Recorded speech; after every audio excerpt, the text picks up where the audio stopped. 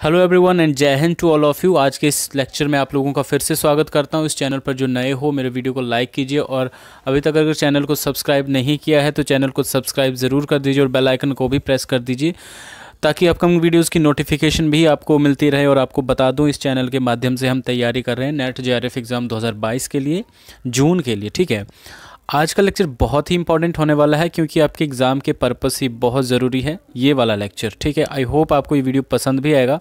आप इस वीडियो को पूरा देखिए तभी आपको ये पूरा समझ आ जाएगा। ठीक है, हम बात करेंगे आज आइडियोलॉजी के ऊपर, विचारधारा के ऊपर, जिसमें बहुत सारे इंपॉर्टेंट क्वेश्चन बनते हैं आपके एग्ज़ाम के नज़रिए से। ठीक है, बहुत सारे डायरेक्ट क्वेश्चन पूछे जाते हैं विचारधारा से लेके, जैसे एंड ऑफ आइडियोलॉजी से संबंधित जो क्वेश्चन आते हैं। ठीक है, इवन ये भी क्वेश्चन आता है कि विचारधारा शब्द का प्रयोग सबसे पहले किसने किया था। ठीक है, या विचारधारा के अंत को लेकर जो बहस है उससे संबंधित कौन कौन से विचारक हैं जो कहीं ना कहीं ये मानते हैं कि विचारधारा का अंत हो चुका है, या ऐसे कौन कौन से विचारक हैं जो मानते हैं कि विचारधारा का अंत अभी नहीं हुआ है। ठीक है, ये जो बहस है ये जानना बहुत ज़रूरी है एग्ज़ाम में, इससे क्वेश्चन डायरेक्ट पूछे जाते हैं। ठीक है, अगली बात ये पूछी जाती है कि देखिए विचारधारा का साधारण सा अर्थ भी पूछा जाता है। कई बार एग्जाम में ये भी इस तरह से भी क्वेश्चन आता है कि according to you what is ideology. ठीक है, आइडियोलॉजी क्या है, आप क्या समझते हो आइडियोलॉजी से। और कुछ आपके सामने ऐसे ऐसे ऑप्शन रखे गए होते हैं जिसमें से आपको करेक्ट ऑप्शन को जो चूज़ करना होता है। ठीक है, जब तक आपको इसका एक डीप मीनिंग पता नहीं चलेगा तब तक आप इस चीज़ को समझ नहीं पाएंगे। ठीक है,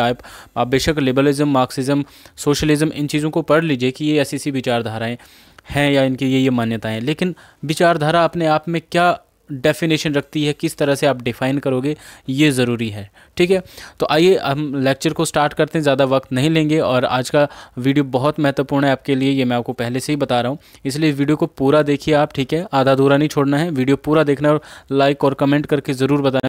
सो कम टू द पॉइंट, सबसे पहले हम देखते हैं कि विचारधारा का जो शब्द है, ठीक है, सबसे पहले जो 19th सेंचुरी के कहीं ना कहीं आसपास स्टार्टिंग होने से पहले जो है 1796 में एंटोनी डेस्टेट डी ट्रेसी, ठीक है, इनका नाम थोड़ा सा याद रखना मुश्किल है, लेकिन क्योंकि ये नाम बहुत अजीब सा है इसलिए आपको ये जल्दी मतलब ये आपको आइडेंटिफाई हो जाता है, जैसे भी एग्ज़ाम में पूछा जाता है कि who use the term ideology first time. ठीक है, कि आइडियोलॉजी की जो टर्म है, विचारधारा की जो टर्म है, पहली बार इसका प्रयोग किसने किया है, तो वो एंटोनी डेस्टेट डी ट्रेसी ने जो है इस शब्द का प्रयोग 1796 में किया है। ठीक है, अब हम आइडियोलॉजी को देखिए दो आधारों पर जो है हम डिफाइन करने की कोशिश करते हैं यहाँ पे। आइडियोलॉजी अगर आप माने तो ideology as a set of ideas. ठीक है, आइडियोलॉजी क्या है, विचारधारा क्या है, कहीं ना कहीं विचारों का एक संग्रह है। ठीक है, विचार आइडियाज़ आपके, ठीक है, उनका एक संग्रह है जिसमें आपके कुछ आदर्श आ सकते हैं, सिद्धांत आ सकते हैं। ठीक है, आपके कुछ अपने मत हो सकते हैं, आपके कुछ अपनी मिथक हो सकते हैं, कुछ आपके अपने संकेत हो सकते हैं। ठीक है, इन सब चीज़ों का जो एक समूह होता है ना, उसको हम आइडियोलॉजी कहते हैं। और देखिए आइडिया के साथ ओलॉजी, या आप ये समझ लीजिए कि विचारधारा के साथ, विचार के साथ धारा क्यों लगता है, जब कोई एक पर्टिकुलर आइडिया होता है, ठीक है, एक विचार होता है। ठीक है, जब उस विचार को जो एक कहीं ना कहीं एक ग्रुप ऑफ पीपल, या ठीक है, या सोसाइटी में जो मेजॉरिटी ऑफ पीपल जब उस विचार को जो है मान्यता दे देते हैं। ठीक है, मान्यता दे देते हैं, मान्यता इन द सेंस कि बहुत सारे लोग जो है उस चीज़ को फॉलो करना शुरू कर देते हैं। ठीक है, उस तरह के विचारों को रखना, उस तरह के विचारों को सोचना वो शुरू कर देते हैं, तो वो विचार जो है एक इज़म बन जाता है। ठीक है, वाद बन जाता है। ठीक है, ठीक है, जैसे मान लीजिए हम मार्क्सिज्म की बात करते हैं। ठीक है, मैंने एग्जाम्पल में लिखा भी मार्क्सिज्म है, उदारवाद है। ठीक है, जो वाद है, इज़म जो लगता है। ठीक है, तो इज़म क्यों लगता है, कार्ल मार्क्स के जो विचार हैं अगर उनको एक बड़े स्तर पर, एक लार्ज ग्रुप ऑफ पीपल के द्वारा उन विचारों को फॉलो किया जा रहा है तो मार्क्स क्या बन जाएगा, मार्क्सिज्म बन जाएगा। साधारण से शब्दों में हम समझने की कोशिश कर रहे हैं। ठीक है, विचारधारा क्या है। ठीक है, तो देखिए विचारधारा जो, अगर इस फॉर्म में हम विचारधारा की बात करें कि आइडियोलॉजी क्या है, एक सेट ऑफ आइडियाज़ है जिसका संबंध किससे माने आप। ठीक है, आप जो है विचारधारा का संबंध किसी एक ग्रुप से मान सकते हो। ठीक है, किसी एक बड़े वर्ग से मान सकते हो, समूह के साथ मान सकते हो, या आप यूँ कहिए कि विचारधारा का जो संबंध कहीं ना कहीं मूवमेंट से भी होता है। ठीक है, जैसे मान लीजिए किसी बड़े आंदोलन के साथ भी जो है विचारधारा का जो है संबंध होता है। ठीक है, मान लीजिए गांधीवाद, तो गांधीवाद देखिए गांधी जी की जो आइडियोलॉजी है या गांधी जी के आइडियाज़ हैं वो सारे कहीं ना कहीं गांधी जी ने जब सोशल, जो आपका जो इंडिपेंडेंस का मूवमेंट चला हुआ था। ठीक है, तो गांधी जी ने उस मूवमेंट के दौरान ही जो भी उन्होंने विचार दिए अपने, ठीक है, ताकि नेशनल जो मूवमेंट हो रहे हैं हमारे, ठीक है, इन चीज़ों को प्रमोट किया जाए। ठीक है, लोग जो है कहीं ना कहीं राष्ट्रीय स्वतंत्रता के आंदोलन में भाग लें। ठीक है, तो उस तरह के गांधी जी ने अपने आइडियाज़ को जो है डेवलप किया किया, ठीक है, तो यहाँ पे जो विचारधारा का संबंध किससे हो गया, मूवमेंट से हो गया, ठीक है, कहीं ना कहीं आंदोलन के साथ हो गया। और जैसा कि मैंने बताया कि किसी पर्टिकुलर ग्रुप या समूह, ठीक है, उनसे तो इसका संबंध होता ही है, ठीक है। अब इस चीज़ विचारधारा में क्या चीज़ देखी जाती है, अगर हम इसको देखें कि आइडियोलॉजी क्या है, एक सेट ऑफ आइडियाज़ है, ठीक है, तो इस तौर पर जो है आइडियोलॉजी को क्या किस नज़रिए से देखा जाता है कि ये क्या है, एक विश्वास का विषय है, ठीक है। कहीं ना कहीं उन आइडियाज़ में लोगों को विश्वास है, ठीक है, तभी तो वो लोग फॉलो कर रहे हैं ना उस चीज़ को, विश्वास है उसमें, उनकी आस्था है, सबसे बड़ी बात आस्था विश्वास एक ही चीज़ है, ठीक है। उन चीज़ों को वो मानते हैं, ठीक है, सत्य मानकर अनुसरण करते हैं, ठीक है। उसका अनुसरण वो तभी करेंगे जब उनको वो चीज़ लगे कि हाँ जी ये सत्य है। इस चीज़ की कोई साइंटिफिक वेरिफिकेशन नहीं होती है, बल्कि वो अपने ही लेवल पर, अपने ही स्तर पर उस चीज़ की वो कहीं ना कहीं एक सत्य या असत्य मानकर वो उस चीज़ को चलते हैं, ठीक है। दूसरी बात इसमें ये देखी जाती है, अगर हम इस फॉर्म को माने विचारधारा के, कि विचारधारा क्या है, एक सेट ऑफ आइडियाज़, अगर हम ये मान के चलें तो देखिए इसमें क्या होता है कि लोग क्या करते हैं, ठीक है, लोग जो है कोई भी जो आपका कोई सोशल या इकोनॉमिक या पॉलिटिकल लेवल पर कोई भी अगर संगठन बना है, ठीक है, उसकी सत्यता का जो है अनुमान लगाते हैं कि क्या ये सत्य है या असत्य, मीन्स क्या ये उचित या अनुचित है। जैसे कोई संगठन, ठीक है, मान लीजिए हम स्टेट की बात करते हैं, जैसे मार्क्सवाद या गांधीवाद, ठीक है, आप कार्ल मार्क्स की बात कीजिए, वो जैसे स्टेट को जो ख़त्म करने की बात करते हैं, क्यों, क्योंकि स्टेट उनकी नज़रिए में एक ऐसा संगठन है जो कहीं ना कहीं आपकी जो कैपिटलिस्ट क्लास है ना, उनके इंटरेस्ट के लिए काम करता स्टेट, ठीक है। वैसे गांधी भी कहीं ना कहीं यही बात करते हैं, ठीक है, क्योंकि वो अराजकतावादी लोग हैं, ठीक है। अराजकता मीन्स जो स्टेट को ख़त्म कर देना चाहते हैं, ठीक है, एनार्किस्ट इनको बोलते हैं, ठीक है। तो यहाँ पे हम क्या देखते हैं कि आइडियोलॉजी को मानने वाले लोग जो कहीं ना कहीं किसी संगठन की सत्यता की जांच भी करते हैं कि क्या वो संगठन जो है सत्य है या असत्य है, ठीक है, उसको माना जा सकता है या नहीं माना जा सकता है, ठीक है। तो एक बड़े लेवल पर आप यूँ कहिए कि राष्ट्रीय या अंतर्राष्ट्रीय स्तर पर भी लोग जो है विचारधारा के माध्यम से अपने मतलब आपस में प्रेम भी डेवलप कर सकते हैं या एक दूसरे के प्रति नफरत भी पैदा कर सकते हैं, ठीक है। तो इसी तरह के नेचर को लेकर, विचारधारा के इसी नेचर को लेकर जो साइंटिफिक नॉलेज रखने वाले या साइंटिफिक नज़रिया रखने वाले जो लोग हैं, ठीक है, वो जो है विचारधारा के इस रूप का जो कहीं ना कहीं क्रिटिसाइज करते हैं, ठीक है। क्यों, क्योंकि उनको लगता है कि विचारधारा क्या है, इसकी कोई साइंटिफिक वेरिफिकेशन नहीं होती, बल्कि लोग जो है अपने स्तर पर अपने ही अनुमान से जो किसी विचार को फॉलो करने लग पड़ते हैं। अगर तो वो विचार पॉजिटिव है, ठीक है, तो वो एक दूसरे के साथ अपने प्रेम को बढ़ाते हैं, ठीक है, एक दूसरे के साथ शांति बढ़ाते हैं। लेकिन अगर वो विचार गलत है, ठीक है, तो क्या होगा पता, पूरे आप यूँ कहिए कि छोटे से स्तर से लेकर बड़े स्तर तक जो है घृणा पैदा करेंगे वो विचार, लोगों के वो विचार, ठीक है। इसलिए इस जो है जो लोगों की जो मान्यताएं हैं ना, तो साइंटिफिकली प्रूव नहीं हो, ठीक है, तो उनका जो है विरोध करते हैं जो साइंटिफिक या जो एक एम्पिरिकल लर्निंग वाले लोग होते हैं, जो कहीं ना कहीं कैसे अपने अनुभवों से सीखते हैं, ठीक है। तो देखिए ये तो हो गया एक तरीका, ठीक है। दूसरा तरीका हम देखते हैं, आइडियोलॉजी को as a science of ideas भी कहा जा सकता है, ठीक है, साइंस ऑफ आइडियाज़ या विचारों का विज्ञान भी कहा जा सकता है। अगर हम इस नज़रिए से देखें तो देखिए सबसे पहले बात मैं आपको बता दूं, जो आपके एंटनी डेस्टेड डी ट्रेसी हैं, जिन्होंने शब्द का यूज़ भी किया है, मैं बार बार ये आपको बोलूँगा ताकि आपको ये रिमाइंड होता रहे कि क्यों मैं बोल रहा हूँ, ठीक है।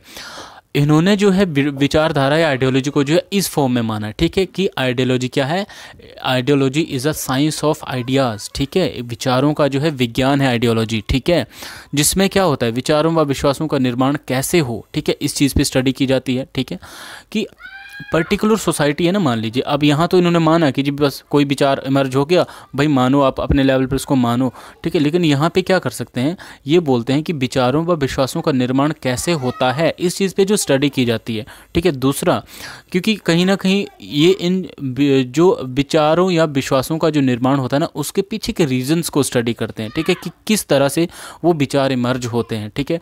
दूसरी बात यहाँ पे डिस्टॉर्शन की बात की जाती है, ठीक है, कि विकृतियाँ जो अलग जो प्रॉब्लम्स आती है, ठीक है, इसमें जो डिस्टॉर्शन वेरिएशंस होती हैं उनसे कैसे बचा जा सकता है और एक सच्चा ज्ञान कैसे प्राप्त किया जा सकता है, ठीक ठीक है। तो यहाँ पे इस तरह से आइडियोलॉजी को as a science of ideas भी कहा जाता है। अब देखिए जो डी ट्रेसी और एक और है फ्रांसिस बैकन, ठीक है, इन दोनों ने क्या किया, कहीं ना कहीं आइडियोलॉजी के जो है साइंटिफिक फॉर्म को इन्होंने जो है फॉलो करने की कोशिश की है, ठीक है, क्योंकि ये मानते हैं कि आइडियोलॉजी क्या है, आपका जो विचार है, जो आपका जो वास्तविक विचार है वो वही है जो एम्पिरिकल लर्निंग पर आधारित है, जो आपके ज़िंदगी के अनुभव पर आधारित है, वही ज्ञान जो है या वही विचार सत्य है, ठीक है, ये मानते हैं। तो डी ट्रेसी और फ्रांसिस बैकन क्या कहते हैं कि हमारा जो एम्पिरिकल लर्निंग के आधार पर जो ज्ञान होता है ना, जो विचार होता है, सिर्फ वही सत्य है, ठीक है, बल्कि जो अलौकिक घटनाएं, जो वर्ल्डली थिंग्स से जो आपको नॉलेज आती है, उसमें कोई सत्यता नहीं है, ठीक है। इन्होंने कहीं ना कहीं पूरे विश्व को भी इस चीज़ से सावधान रहने की एक हिदायत दी है कि आप जो है अपने विचारों का निर्माण कीजिए, लेकिन उन विचारों का जो आपके अनुभव से प्रभावित हो, आपकी जो एम्पिरिकल लर्निंग से के ऊपर जो है आधारित हो, ठीक है। आइए अब हम आगे देखते हैं कि किस तरह से अलग अलग विचारधाराओं के अनुसार जो है विचारधारा को डिफाइन किया गया। आप यूँ कहिए कि किस तरह से अलग अलग विचारकों ने जो है विचारधारा को क्या माना है, क्या कहा है। आगे हम देखते हैं विभिन्न विचारधाराओं के अनुसार विचारधारा, ठीक है, कि विचारधारा को किस किस तरह से समझने और कहीं ना कहीं डिफाइन या परिभाषित करने की कोशिश की गई है अलग अलग विचारकों के द्वारा, ठीक है। सबसे पहले हम बात करेंगे कार्ल मार्क्स की, ठीक है। कार्ल मार्क्स ले लीजिए आप, चाहे मार्क्सवाद, ठीक है, ये विचारधारा को क्या समझते हैं, ठीक है। देखिए कार्ल मार्क्स की दो इंपॉर्टेंट यहाँ पे राइटिंग्स हैं, जर्मन आइडियोलॉजी जो 1945-46 में लिखी थी, और एक constitution to the critique of political economy जो 1859 की बुक है, ठीक है। आपको मैं पर्सनली रिकमेंड करूँगा कार्ल मार्क्स की जो बुक्स है ना, उनको आप सीक्वेंस वाइज जो है अलग से नोट्स पे नोट कर लीजिएगा, क्योंकि कार्ल मार्क्स, एम.एन. रॉय, ऐसे जे.पी. नारायण, ठीक है, इन लोगों की जो राइटिंग्स है, ठीक है, इनको जो है एग्ज़ाम में सीक्वेंस वाइज पूछा जाता है, ठीक है, कि कौन सी बुक का कालक्रम क्या है। ज़्यादातर कार्ल मार्क्स से बहुत सारे क्वेश्चन पूछे जाते हैं, तो आपको कहीं ना कहीं किसी न किसी क्वेश्चन में जो है कार्ल मार्क्स की बुक ज़रूर मैच करने के लिए दी जाएगी, ठीक है।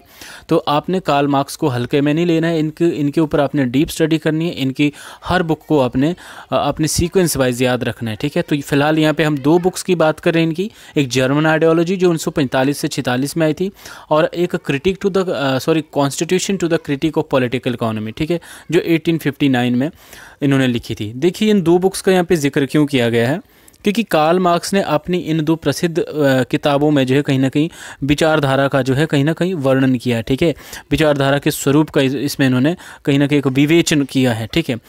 तो आगे हम बात करते हैं कि कार्ल मार्क्स क्या मानते हैं कि विचारधारा क्या है। विचारधारा एक मिथ्या चेतना या एक मिथ्या चेतना की अभिव्यक्ति है, ठीक है, एक आपकी फेल्स कॉन्शियसनेस, ठीक है, एक ऐसी कॉन्शियसनेस जो फेल्स है, झूठी है, ठीक है, उसको अभिव्यक्त करना, दैट इज़ आइडियोलॉजी, ठीक है, वही आपकी विचारधारा है, ठीक है। यहाँ पे देखिए मिथ्या चेतना से कार्ल मार्क्स का अर्थ क्या है, आप इसको समझिए, ठीक है। देखिए कार्ल मार्क्स ये मानते हैं ना कि जो एक सोशल प्रोडक्शन, ठीक है, सामाजिक उत्पादन की जो एक प्रोसेस होती है, उसमें जो मनुष्य है, ठीक है, वो ऐसे ऐसे बंधनों से बंध जाता है जो कहीं ना कहीं उसकी इच्छा के विपरीत होते हैं, वो बंधन, ठीक है, वो कंडीशन उसकी इच्छा के विपरीत होते हैं, ठीक है। और क्या होता है कि वो समाज का जो आर्थिक जो एक इकोनॉमिक स्ट्रक्चर है, ठीक है, जिसको उन्होंने बेस का नाम दिया है, ठीक है, वो जो कंडीशंस होती है वो उसका निर्माण करती हैं, ठीक है, इकोनॉमिक स्ट्रक्चर का निर्माण करती है।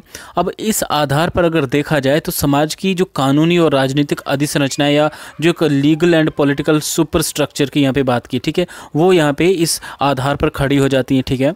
तो सामाजिक चेतना के निश्चित रूपों के साथ वो जुड़ी होती है, जो सोशल कॉन्शियसनेस है ना, वो बेस जो इकोनॉमिक बेस है या जो सुपर स्ट्रक्चर है, ठीक है, इकोनॉमिक सुपर स्ट्रक्चर, वो उस सोशल कॉन्शियसनेस के साथ जुड़ा होता है, ठीक है।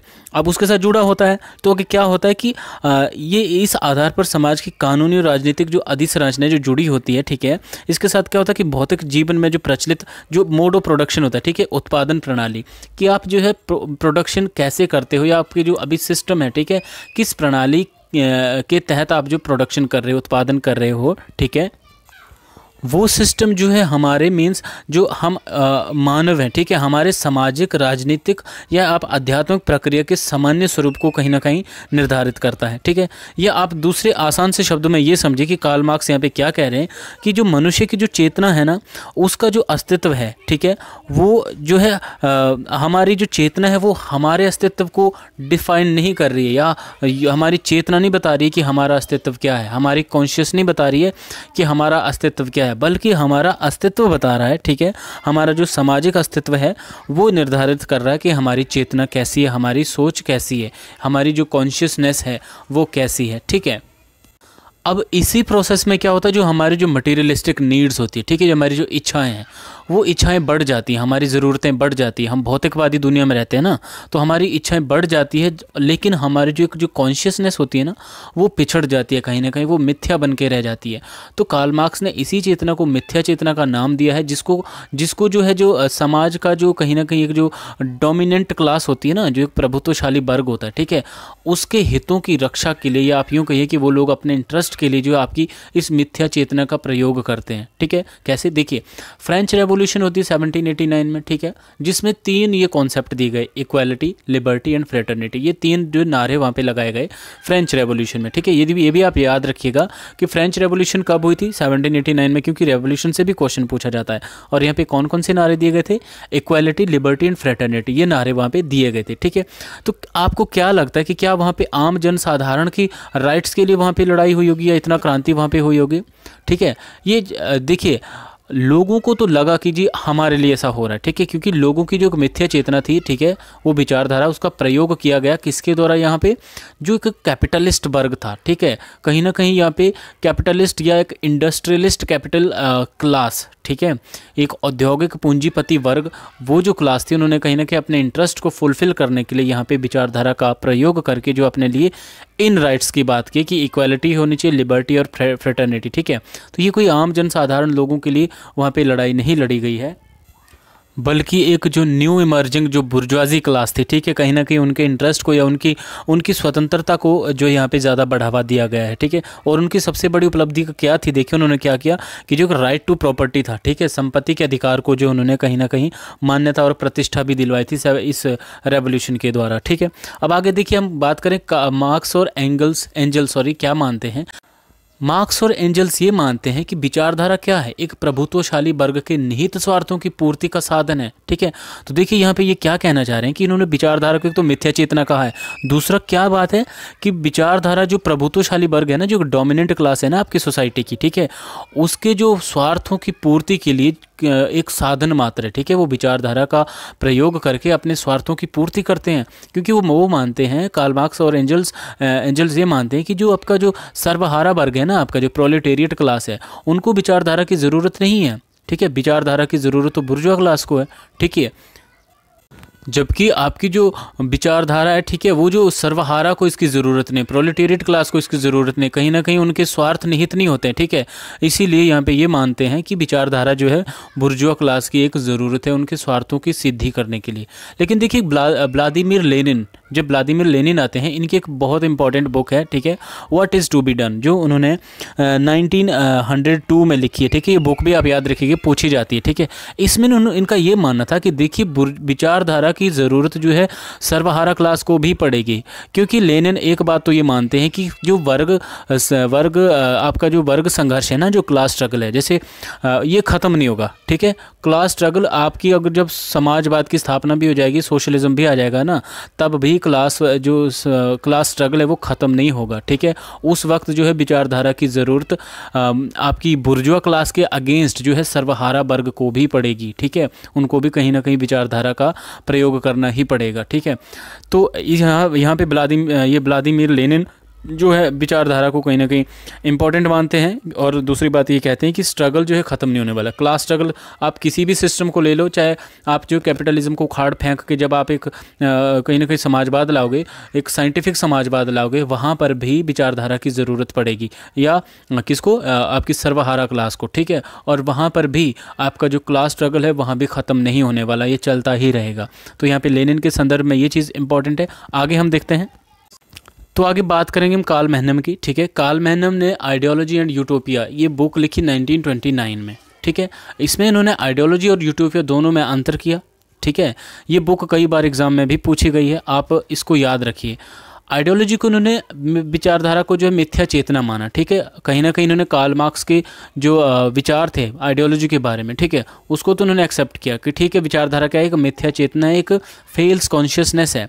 लेकिन इन्होंने जो यूटोपिया जो कल्पना लोक कहा है, ठीक है, कल्पना लोक क्या है, देखिए कल्पना लोक एक ऐसा लोक है जिसमें आप कैसे भी सिद्धांत दो वो कहीं ना कहीं प्रैक्टिकल फॉर्म में नहीं लाए जा सकते, इनका ये मानना था, ठीक है। फिर चाहे वो कोई सत्तारूढ़ कोई अगर कोई दल अगर वैसे कोई कल्पनाएं करे या कोई उसके विरोधी पक्ष वाले करे, ठीक है, ये सिर्फ कल्पनाओं में रहती है ये चीज़ें, ठीक है।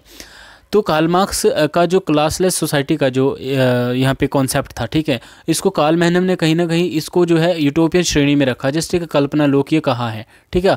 इस तरह से कई बार ऐसा पूछा भी जाता है कि कार्ल मार्क्स की क्लासलेस सोसाइटी को जो है यूटोपिया किसने कहा है, तो कार्ल मैनम ने कहा है और उन्होंने इसको जो इस श्रेणी में रखा है, ठीक है। दूसरी बात क्या है कि ये मानते हैं कि चेतना व आर्थिक हितों में प्रत्यक्ष संबंध नहीं पाया जाता, जैसा कि कार्ल मार्क्स मानते हैं, ठीक है। तो यहाँ पे कार्ल मैनम जो है कार्ल मार्क्स के बिल्कुल विपरीत है, ठीक है, क्योंकि ये मानते हैं कि मनुष्य की जो आवश्यकताएं हैं और उसका जो कहीं ना कहीं व्यवहार है वो दोनों जो है कहीं ना कहीं उनमें जो है एक अप्रत्यक्ष संबंध पाया जाता है, ठीक है, वो कहीं मैच नहीं करते। इसलिए जो चेतना है और जो आपके इकोनॉमिक इंटरेस्ट है उन दोनों में कोई भी ऐसा प्रत्यक्ष संबंध नहीं पाया जाता, जैसा कार्ल मार्क्स मानते हैं, ठीक है। अगली बात वो कहते हैं कि वर्गों के अलावा अन्य वर्ग भी सामाजिक चेतना को प्रभावित करते हैं। अब मान लीजिए कार्ल मार्क्स ने सिर्फ वर्गों की बात की, ठीक है, क्लासेस की बात की कि क्लास जो है आपकी जो सामाजिक चेतना है, जो सोशल कॉन्शियसनेस है उसको प्रभावित करती है। तो कार्ल मैनम मानते हैं कि उनके अलावा और भी समाज में बहुत सारे वर्ग हो सकते हैं जो आपकी सोशल कॉन्शियसनेस को जो है कहीं ना कहीं प्रभावित करते हैं, ठीक है।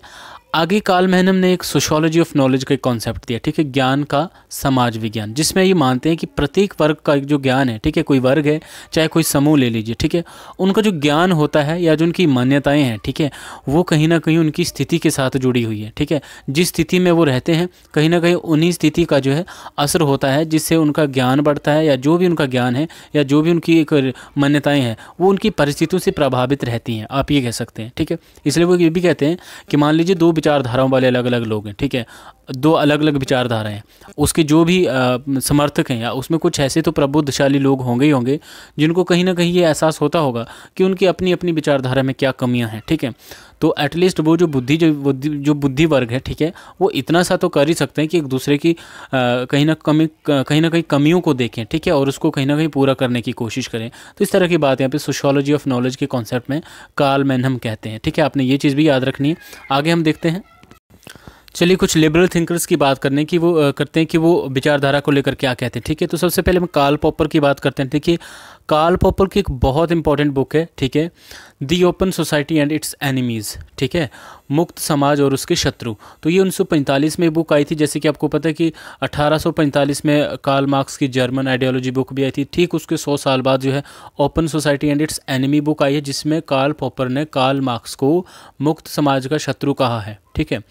देखिए कार्ल पॉपर ने यहाँ पे 3 लोगों को मुक्त समाज का शत्रु कहा है। ये क्वेश्चन 2 तरीके से पूछा जाता है कि कार्ल मार्क्स ने जो है open society and it's enemies book में जो है किसको जो है मुक्त समाज का शत्रु कहा है, किस को कहा है, ठीक है। तो वो प्लेटो है, हीगल है और कार्ल मार्क्स, इन 3 लोगों को जो है कहीं ना कहीं इन्होंने एक मुक्त समाज का शत्रु माना है, ठीक है, कार्ल पॉपर ने, ठीक है।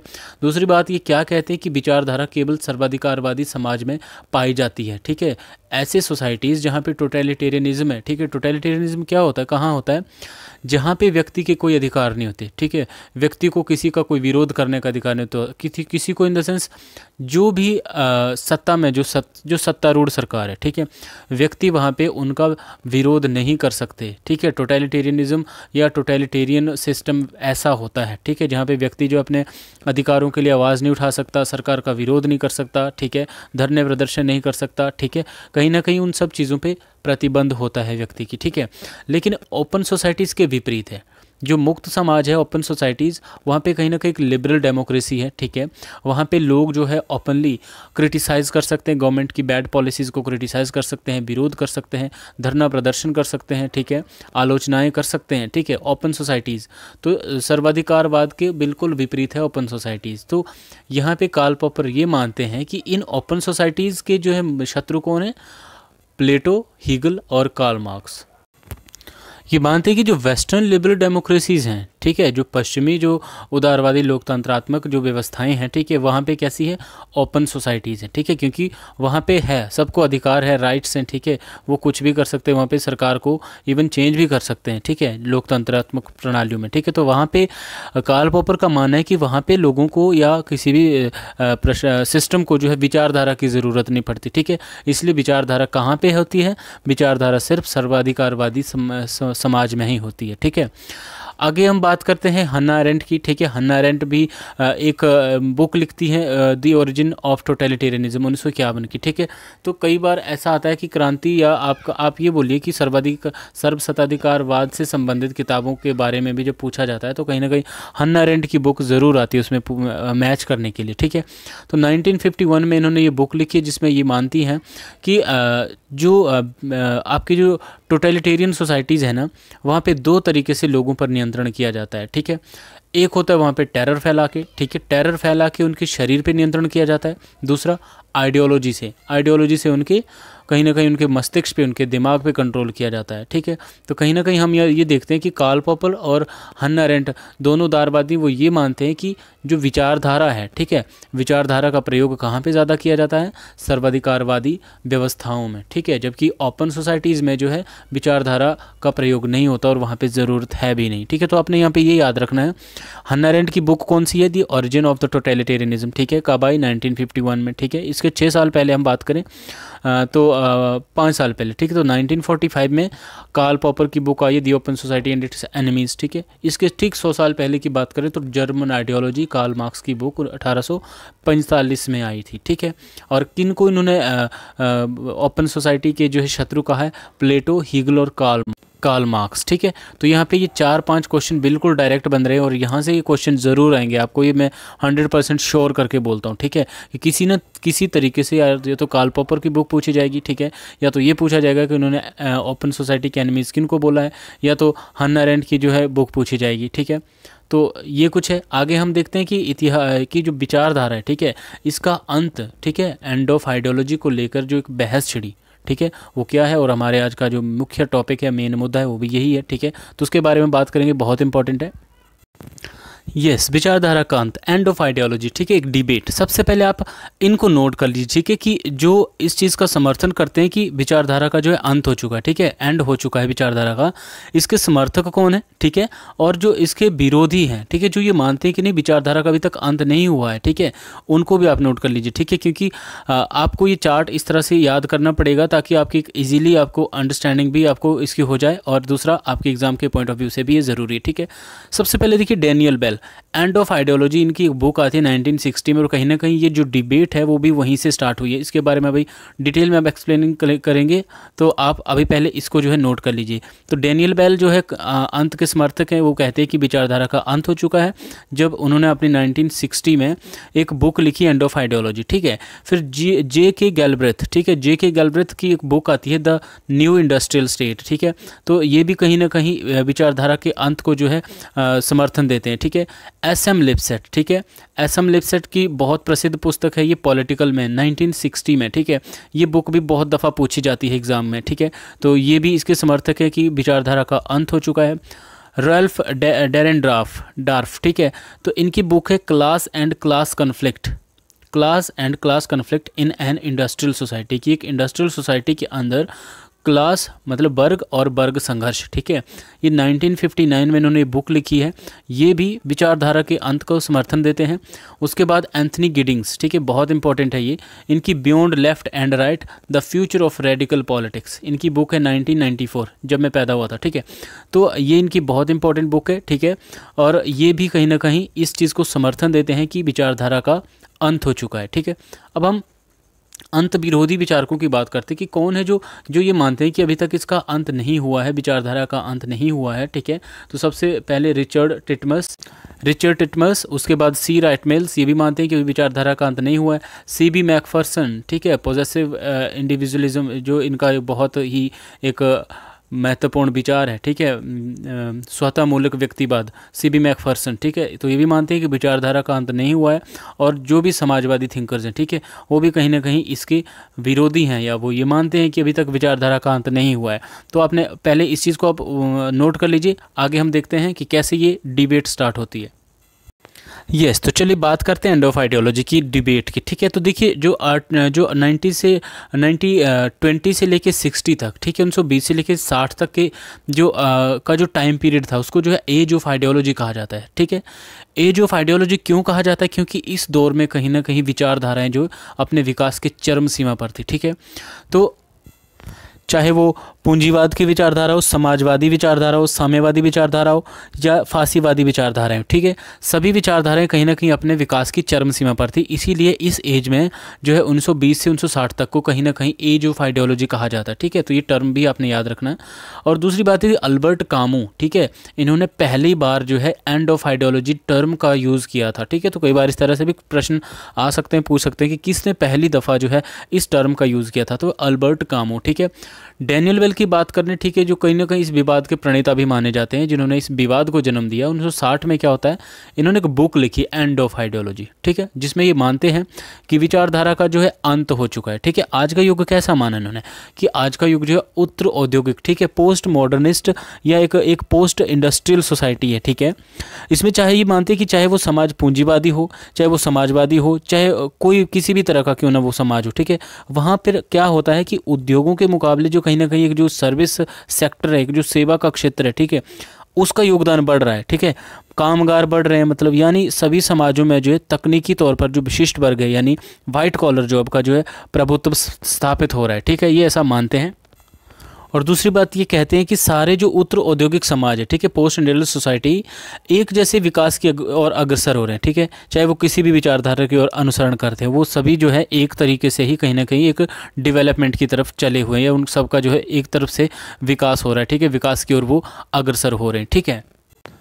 बात करेंगे हम J.K. गैल्ब्रेथ की, ठीक है, जो कि अमेरिकन इकोनॉमिस्ट है, ठीक है, उन्होंने भी कहीं ना कहीं डैनियल बेल के विचारों को ही रिवाइव किया है। इनकी बुक आती है द न्यू इंडस्ट्रियल स्टेट, ठीक है, द न्यू इंडस्ट्रियल स्टेट उन्होंने बुक लिखी थी।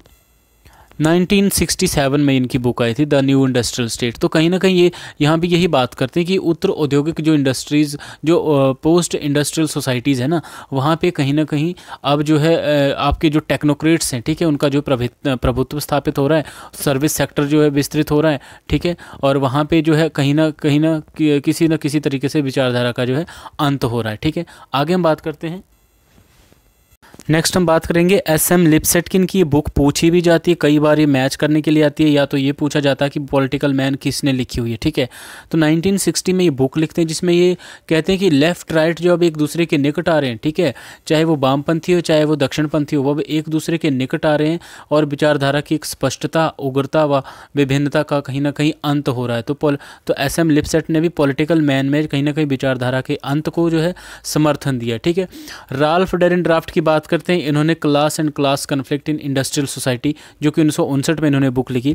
इसमें ये कहते हैं कि जो मान लो जो औद्योगिक देश है ना, ठीक है, वहाँ पे जो कहीं ना कहीं वर्ग संघर्ष जो है अब उतना तीव्र नहीं बचा हुआ है, ठीक है, कहीं ना कहीं अब वर्ग संघर्ष भी इंडस्ट्रियल सोसाइटीज़ में ख़त्म हो रहा है, ठीक, तभी तो क्लास एंड क्लास कन्फ्लिक्ट, ठीक है। तो इंडस्ट्रियल सोसाइटीज़ में जो है क्लास और क्लासेस के बीच जो कन्फ्लिक्ट है वो कहीं ना कहीं अब ख़त्म होता जा रहा है, ठीक है, इसीलिए अब वहाँ पे विचारधारा का अंत होता जा रहा है। एंथनी गिडिंग्स की बात करें, ठीक है, तो इन्होंने जो है बियॉन्ड लेफ्ट एंड राइट, ठीक है, इन्होंने ये बुक लिखी 1994 में, बियॉन्ड लेफ्ट एंड राइट, जहाँ पे इन्होंने क्या किया, विचारधारा के अंत को जो भूमंडलीकरण के साथ जोड़ते हुए ये कहा कि अब ना तो आपके पास कोई लेफ्ट बची है ना कोई राइट है, ठीक है, कहीं ना कहीं सारे देश जो है जो वो आपकी जो लिबरल डेमोक्रेसी है, ठीक है, उसी को फॉलो कर रहे हैं, ठीक है। इसलिए अब जो विचारधारा का जो एक विवाद था वो भी ख़त्म हो चुका है, और विचारधारा का भी अंत हो चुका है, ठीक है। कहीं ना कहीं उदारीकरण व निजीकरण की लहर जो है पूरे विश्व में जो छा गई है, ठीक है। तो अब उसी को जो है सारे देश जो है या सारी शासन प्रणालियाँ जो है उसी चीज़ को जो है फॉलो कर रही हैं, ठीक है। एंड ऑफ आइडियोलॉजी में नेक्स्ट हम बात करते हैं पोस्ट मॉडर्निस्ट की, ठीक है। जो उत्तर आधुनिकतावादी जो विचारक हैं, ठीक है, उन्होंने भी कहीं ना कहीं एंड ऑफ आइडियोलॉजी को समर्थन दिया है। ये उन्होंने ये भी माना है कि आइडियोलॉजी का जो है अंत हो चुका है। अब आप ये चीज़ देखिए कि पोस्ट मॉडर्निस्ट थिंकर कौन कौन से, ठीक है। माइकल फुको एंड दरिदा ल्योटार्ड, ये बहुत इंपॉर्टेंट है क्योंकि मैच करने के लिए आता है कि पोस्ट मॉडर्निस्ट को आप टिक कीजिए कि कौन कौन से पोस्ट मॉडर्निस्ट थिंकर्स हैं, ठीक है। तो आपने माइकल फुको और दरिदा ल्योटार्ड इन दोनों के नाम आपने याद रखने हैं। क्योंकि ये लोग मानते हैं कि देखिए जो विचारधाराएं थी ना वो आधुनिकीकरण की उपज थी, ठीक है। जो आधुनिकीकरण का जो दौर था वो उस समय जो विचारधाराएं कहीं ना कहीं उपजी थी। लेकिन जो आज का समय है, आज का समय जो है वो उत्तर आधुनिकतावाद आ गया है ना, उत्तर आधुनिकतावाद आ गया है। अतः अब विचारों की या विचारधाराओं की यहाँ पे कोई ज़रूरत नहीं, ये ऐसा मानते हैं, ठीक है। अब हम विरोधियों की बात करते हैं कि जो इस आइडियोलॉजी की जो एंड की बात करते हैं उनका जो विरोध किया किसने किया, ठीक है। तो रिचर्ड टिटमस हो गया, सी राइट मिलर, सी.बी. मैकफर्सन। आपने इस चीज़ को भी बहुत गंभीरता से याद रखना है कि ये पूछा जा सकता है कि किस ने जो कहीं ना कहीं एंड ऑफ आइडियोलॉजी को जो है क्रिटिसाइज़ किया है, ठीक है, या किस ने जो है ये बात कही है कि आइडियोलॉजी का एंड नहीं हुआ है। तो ये तीन लोग हैं, Richard Titmuss, C Wright Mills and C B. Macpherson, और समाजवादी जो भी थिंकर्स आते हैं, ठीक है। क्योंकि देखिए इनका ये मानना था कि जब तक समाज में, जैसे टिटमस ये मानते हैं कि जब तक समाज में जो है एक अधिकारवादी व शोषणकारी पूंजीवाद व सामाजिक विघटन व सांस्कृतिक अपवंचनाएं कहीं ना कहीं अगर बनी रहेंगी तब तक विचारधाराएं भी कहीं ना कहीं अस्तित्व में रहेंगी। जबकि सी राइट मिल्स ये मानते हैं कि जो भी इस विचार के समर्थक हैं कि विचारधारा का अंत हो चुका है, तो वो समर्थक इसलिए ये कह रहे हैं क्योंकि वो कहीं ना कहीं यथास्थिति को अपनाते हैं, ठीक है। स्टेटस को बनाए रखना चाहते हैं कि हाँ विचारधारा को आप समाप्त कर दीजिए, विचारधारा का अंत कर दीजिए, ताकि उन लोगों की जो एक स्वार्थ सिद्धि होती रहे, ठीक है। तो सी राइट मिल ने इस बेस पर उनको क्रिटिसाइज़ किया है, ठीक है। सी.बी. मैकफर्सन की बात करते हैं जो पॉजेसिव इंडिविजुअलिज्म के लिए भी जाने जाते हैं, ठीक है। इनका ये कॉन्सेप्ट बहुत बार एग्जाम में पूछा जाता है कि किसने पॉजेसिव इंडिविजुअलिज्म का जो कॉन्सेप्ट था वो किसने दिया, तो वो सी.बी. मैकफर्सन ने दिया है, ठीक है। तो इन्होंने भी इस चीज़ को क्रिटिसाइज़ किया गया है कि एंड ऑफ आइडियोलॉजी को कहीं ना कहीं इन्होंने भी आलोचना की है इस चीज़ की कि एंड आइडियोलॉजी का अभी तक एंड नहीं हुआ है, ठीक है। और बाकी जो सोशलिस्ट थिंकर है, ठीक है, जो ये मानते हैं कि जब तक समाज में जो है शोषण रहेगा, असमानताएं रहेंगी, तब तक कहीं ना कहीं समाजवादी विचारधारा भी अस्तित्व में रहेगी, ठीक है। आगे हम बात करेंगे एंड ऑफ हिस्ट्री, बहुत ही इंपॉर्टेंट टॉपिक है। नेक्स्ट और लास्ट टॉपिक आज के इस वीडियो का बहुत इंपॉर्टेंट, एंड ऑफ हिस्ट्री, ठीक है। जो 1989 में ये एक आर्टिकल फ्रांसिस फुकुयामा ने लिखा था, ठीक है। देखिए क्या होता है कि 1980s के जो दशक में कहीं ना कहीं जो 1980s का जो दौर चल रहा था, ठीक है, जब पूर्वी यूरोप में कहीं ना कहीं जो समाजवादी व्यवस्थाएं थी, ठीक है, जब एक दूसरे को कहीं ना कहीं छिन्न भिन्न कर रही थी, ठीक है, तो जो एंड ऑफ आइडियोलॉजी का जो कॉन्सेप्ट था उसको एक नया नाम दे दिया गया, एंड ऑफ हिस्ट्री, ठीक है, इतिहास का अंत। तो ये कहाँ, देखिए इस शब्दावली का पहली बार प्रयोग जो है फ्रांसिस फुकुयामा ने किया 1989 में। उनको एक आर्टिकल छपा एंड ऑफ हिस्ट्री, ठीक है, जिसमें वो लिबरल डेमोक्रेसी की बात करते हैं, ठीक है। जो आपका जो उदार लोकतंत्र है, ठीक है, वो ये मानते हैं कि उदार लोकतंत्र लिबरल डेमोक्रेसी में किसी भी तरीके का कोई भी विवाद नहीं पाया जाता है, या आप यूँ कहिए कि मैक्सिमम या आपके जो मोस्ट ऑफ जो पीपल्स हैं, ठीक है, या मोस्ट ऑफ जो आपकी आइडियोलॉजीज़ हैं, ठीक है, उन सभी आइडियोलॉजीज़ में कहीं ना कहीं जो लिबरल डेमोक्रेसी की आइडियोलॉजी है वो कहीं ना कहीं सबसे आगे है, सबसे सर्वोपरि है, ठीक है। क्योंकि इस आइडियोलॉजी में किसी भी तरीके का कोई विवाद नहीं पाया जाता है, ठीक है। कहीं ना कहीं मानव मन की सबसे गहरी आकांक्षाएं जो है पूरी करने में ये जो आइडियोलॉजी है, ठीक है, वो समर्थ है, ठीक है। और इसकी विजय से जो कहीं ना कहीं इतिहास के एक लंबे संघर्ष का भी अंत हो गया। क्यों? क्योंकि वो यहाँ पे बात कर रहे हैं यूएसएसआर के डिसइंटीग्रेशन की। जैसे यूएसएसआर का डिसइंटीग्रेशन होता है तो फ्रांसिस फुकुयामा ठीक 1992 में एक and of history and last man, ठीक है, एक ये बुक लिख देते हैं 1992 में, जिसमें वो कहते हैं कि इतिहास का अंत हो चुका है, लिबरल डेमोक्रेसी की विजय हो चुकी है, ठीक है, उदारवाद की विजय की यहाँ पे बात करें, ठीक है, जिसमें ये मानते हैं कि साम्यवादी विचारधारा हार चुकी है, चाहे वो विचारधारा साम्यवादी थी चाहे फांसीवादी थी, ठीक है, सारी विचारधाराएं जो है हार चुकी हैं और उदारवाद की जो है विजय हो चुकी है। कहीं ना कहीं जो उदारवादी जो लोकतंत्र था, ठीक है, उसकी विजय हो चुकी है। इसलिए अब एक ही सुपर पावर बचती है, वो है आपका यूएसए, ठीक है, अमेरिका।